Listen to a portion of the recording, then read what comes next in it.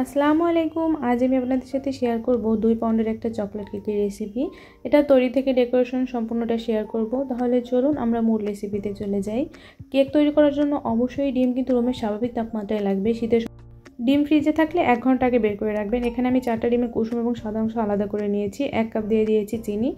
Electric বিটারে লো স্পিডে চিনিটাকে গলিয়ে নিতে হবে। চিনিটা গলে গেলে ইলেকট্রিক বিটারে স্পিড বাড়িয়ে এটাকে এরকম সাদা ক্রিমের মতো করে নিতে হবে। যখন ডিমের ফোমটা এরকম হয়ে যাবে আর এটা দিয়ে কিছু লিখলে কিছুটা সময় এরকম উপরে ভেসে থাকবে, তখনই বুঝতে পারবেন ডিমের ফোমটা একেবারে পারফেক্টভাবে তৈরি হয়ে গেছে। এবার যে ডিমের কুসুম চারটা রেখেছিলাম সেই ডিমের কুসুম চারটা দিয়ে দেবো। আপনারা চাইলে এক একটা কুসুম দিয়েও বিট করে নিতে পারেন। দিয়ে দেবো 4 টেবিল চামচ পরিমাণ সয়াবিন তেল। চকলেট ইমালশন দিয়ে দেবো 1 চা চামচ। আপনারা চাইলে এখানে চকলেট এসেন্সও ব্যবহার করতে পারেন। চকলেট ইমালশনে চকলেট কালার এবং চকলেট এসেন্স একই সাথে থাকে। সবগুলো উপকরণ দিয়ে ইলেকট্রিক বিটারে লো স্পিডে সবগুলো উপকরণকে খুবই আলতো হাতে মিশিয়ে নিতে হবে 20 সেকেন্ডের মতো। একেবারে লো স্পিডে, অতিরিক্ত বিট করবেন না, তাহলে ডিমের ফোমটা বসে যাবে, কেকটা কিন্তু একেবারেই ভালো হবে না। 20 সেকেন্ড পরে ইলেকট্রিক বিটারটা সরিয়ে নিচ্ছি। সরিয়ে নিয়ে আমি এখানে কিছু শুকনো উপকরণ নিয়ে নেব। শুকনো উপকরণ নেওয়ার জন্য আমি এখানে একটা চালি নিয়ে নিয়েছি। এই সময় চুলা বা ওভেন এটা ফ্রি হিটে বসিয়ে দেবেন। আমি 180 ডিগ্রি সেলসিয়াস তাপমাত্রায় এটাকে ওভেনে বেক করে নেব 25 মিনিটের জন্য। 1 কাপ দিয়ে দিচ্ছি ময়দা, 1 চা চামচ বেকিং পাউডার, 3 টেবিল চামচ দিয়ে দিচ্ছি মালয়েশিয়ান কোকো পাউডার, সামান্য একটু লবণ দিয়ে দিচ্ছি। এবার সবগুলো উপকরণকে খুব ভালোভাবে চেলে নেব। চেলে নেওয়া হয়ে গেলে সবগুলো উপকরণকে আলতো হাতে মিশিয়ে নিতে হবে। একটা স্প্যাচুলার সাহায্যে জোরে জোরে মেশাতে যাবেন না, তাহলে ডিমের ফোমটা বসে যাবে। একেবারে আলতো হাতে সময় নিয়ে খুব ভালোভাবে এটাকে মিশিয়ে নেবেন। মেশানো হয়ে গেলে আমি এখানে 9 ইঞ্চি সাইজের একটা রাউন্ড শেপের কেক মোল্ড নিয়ে নিয়েছি। কেক মোল্ডের ভিতর কেকটা দিয়ে দেব। ওভেনের নিচের র্যাকে রেখে এই কেকটাকে আমি বেক করে নেব 25 মিনিট 180 ডিগ্রি সেলসিয়াস তাপমাত্রায়।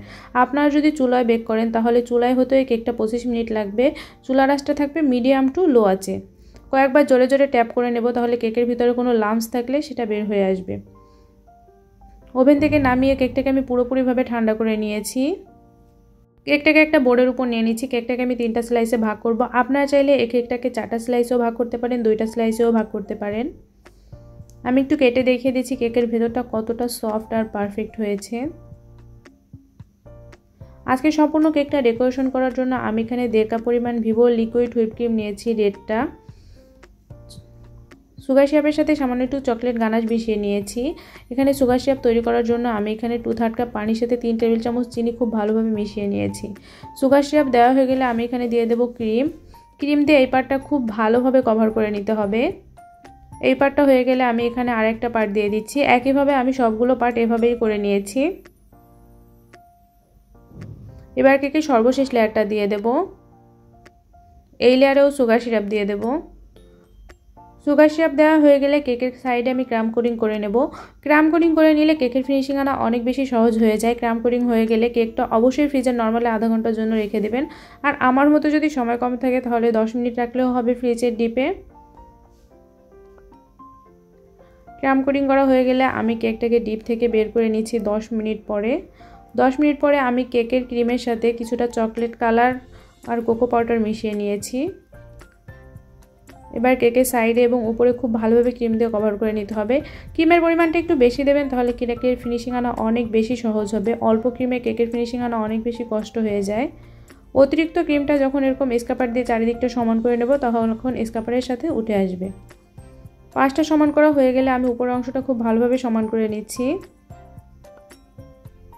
উপর অংশটা সমান করা একটু ঝামেলার মনে হয়। যেখানে ক্রিমের পরিমাণটা কম মনে হয় সেখানে ক্রিম দিয়ে আগে সমান করে নিতে হবে, তাহলে কেকের ফিনিশিং আনা অনেক বেশি সহজ হয়ে যাবে।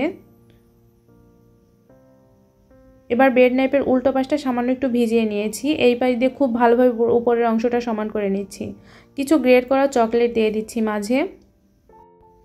অন-এম নজলের সাহায্যে কিছু ফুল তৈরি করে নিচ্ছি। কিছু চকলেট টপার দিয়ে কেকটাকে সাজিয়ে নেব। ছোটো সাইজের একটা এক্সট্রা নজলের সাহায্যে কেকের নিচে একটা বর্ডার তৈরি করে নিচ্ছি। কেক তৈরি করলে এভাবে কেক খেতে অনেক বেশি মজা লাগে। আপনারা একবার হলেও ট্রাই করবেন। দেখুন কেকটা দেখতে কতটা সুন্দর হয়েছে। মাশাআল্লাহ, কেকটা দেখতে অনেকটা সুন্দর আর খেতেও আলহামদুলিল্লাহ অনেক বেশি মজার। আশা করি আজকের রেসিপিটা ভালো লেগেছে। ভালো লাগলে অবশ্যই একটা লাইক দেবেন। আর এরকম নতুন নতুন রান্নার আপডেট পেতে প্লিজ আমার চ্যানেলটা সাবস্ক্রাইব করে রাখবেন। যারা সাবস্ক্রাইব করেছেন তাদের অসংখ্য ধন্যবাদ। আজ এ পর্যন্ত, আল্লাহ হাফেজ।